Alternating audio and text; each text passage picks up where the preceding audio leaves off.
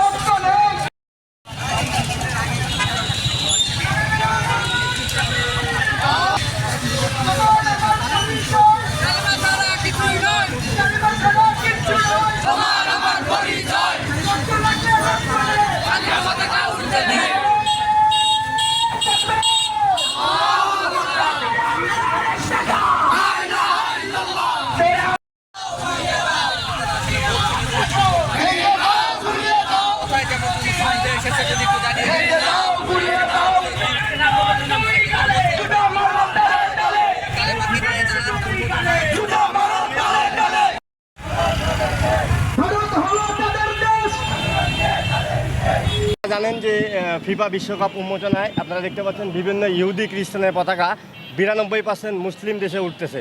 আরেকটি বিষয় দুঃখের সাথে বলতে হয়, আপনারা জানেন এবং এটা সবাই অবগত যে আর্জেন্টিনা কিন্তু পূর্ণাঙ্গভাবে অর্থ দিয়ে এবং অস্ত্র দিয়ে ইসরায়েলকে সমর্থন করে আসতেছে এবং ফিলিস্তিনে আমার ভাইরা কিভাবে নির্যাতিত, আমার মারা নির্যাতিত আপনারা দেখতেছেন। একই অবস্থা কিন্তু ব্রাজিলে।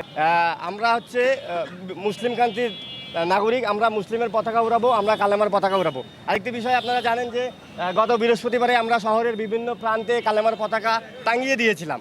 কে বা কারা আমাদের পতাকা সরিয়ে ফেলেছে, আমরা তাদের উদ্দেশ্যে জানান দিতে চাই, তারা যদি একটি পতাকা সরায় আমরা 100টা পতাকা প্রয়োজনে লাগাবো।